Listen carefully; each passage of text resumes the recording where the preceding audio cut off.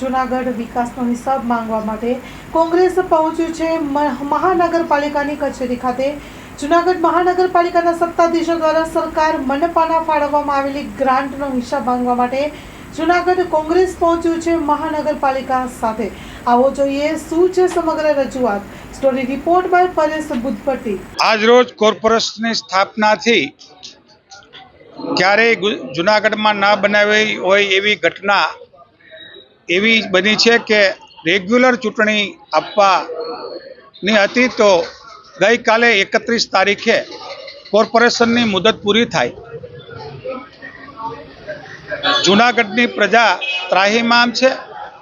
નો આક્રોશ એટલો શરમસીમાએ છે કે ભારતીય જનતા પાર્ટી માટે કોઈ મત લેવા જાય તો એને મતને બદલે જે બારોબાર કીચડ થયું એ કીચડમાં કમળને બદલે એમને ખીલાવી દે એમ મારપીટ કરે એવી ભીતિના કારણે જૂનાગઢમાં ચૂંટણી બંધ રખાવીને વહીવટદાર શાસન આપ્યું।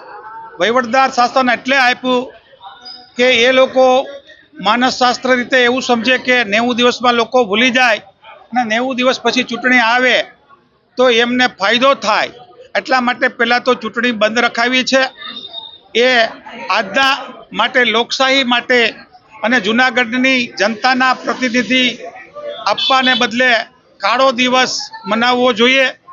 સાથે સાથે આપ સૌને ખબર છે કે જૂનાગઢમાં કોઈ પણ ગલીમાં જઈ શકાય એવી સ્થિતિ નથી।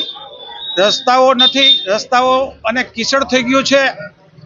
કીચડમાંથી કમળ ખીલ્યું હતું પણ આજે કમળનું પાછું કીચડ થયું એ જૂનાગઢની જનતાએ જોયું ત્યારે એ કીચડમાંથી બહાર આવવા માટે વહીવટદારની સ્થાપના કરી। અમારો એક કોંગ્રેસનું ડેલિગેશનની માગણી એ છે કે તમે દાવો કરો છો કે 1 વર્ષમાં 1500 કરોડ રૂપિયા વાપર્યા તો 1500 કરોડ કઈ ગલીમાં દેખાય, કયા રોડ ઉપર દેખાય, પાણીનું ફિલ્ટર એ 5 કરોડ પછી પણ પાણી ગંદુ પીવું પડે અને જોઈ તો જૂનાગઢનું કોર્પોરેશન હોય કે દેશની પાર્લામેન્ટ એટલી મોંઘી હોય એમાં પણ આજે પાણી પડતું દેખાય।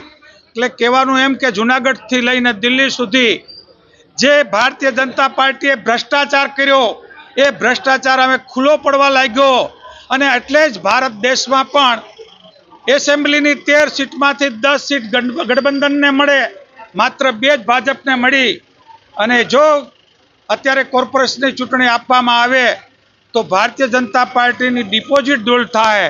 અહીંની પ્રજાને મારી અપીલ છે કે આ વાત ના ભૂલવી અને જે લોકોએ આપણને અહીંયા જીવતા નરક બતાવ્યું એમને મતરૂપી સજા આપીને આવતી ચૂંટણીમાં એમને ઘર ભેગા કરો એવી પણ અહીંયાથી જૂનાગઢની પ્રજાને અપીલ કરું છું।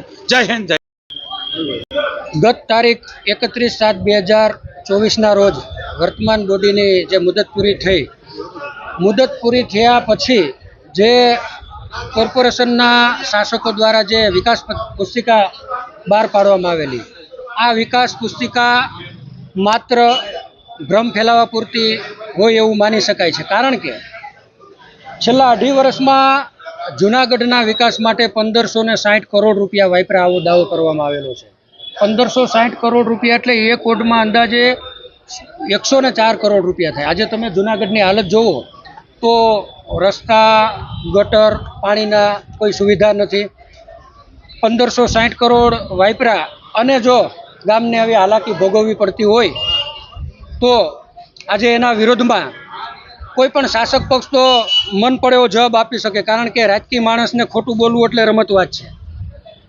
આજે કમિશનર સાહેબને અમે એ હેતુનું આવેદન આપ્યું કે સાહેબ સરકારી કાગળ ઉપર તમારા સહીથી આંકડો જાહેર કરો કે કુલ રાજ્ય સરકાર અને કેન્દ્ર સરકારની તમને કેટલી ગ્રાન્ટ મળેલી, આ ગ્રાન્ટ પૈકી તમે ક્યાં ક્યાં કામો કરેલા, તો લોકોને વિશ્વાસ બેસશે। આજે માંગનાથ રોડ, ઝાંઝેડા રોડ, જોશીપરા વિસ્તાર, શાક માર્કેટ, આ તમામ ગીચ વિસ્તાર કે જ્યાં અવારનવાર લોકોને ખરીદી કરવા આવવાનું છે, એક જાહેર શૌચાલય આ મહાનગરપાલિકા બનાવી નથી શકી અને કરોડો રૂપિયાના પ્રોજેક્ટની વાત કરે છે। આવનારા સમયમાં કરોડો રૂપિયાનું બજેટ ફાળવી અને સ્પોર્ટ્સ સંકુલ બનાવવાની વાત કરે છે, પણ 2006માં ઝફર મેદાન ખાતે સ્પોર્ટ્સ સંકુલનું ટેન્ડરિંગ પ્રક્રિયા પૂર્ણ કરી અને એજન્સીને કામ ફાળવામાં આવેલ એનું આજે 18 વર્ષ પછી પણ લોકાર્પણ નથી કરાવી શક્યા. નવા બાગ બગીચા બનાવવાની વાત કરે પણ હયાત બગીચા, રાજીવ ગાંધી પાર્ક, ઇન્દિરા પાર્ક, બાલ ભવન, આ તમામ હાલતો વહીવટી અણાવડતને લીધે આજે ખંડેર હાલતમાં છે. આ બાગ બગીચાઓનું રિનોવેશન થાય એવી પણ આજે અમે માંગ કરી.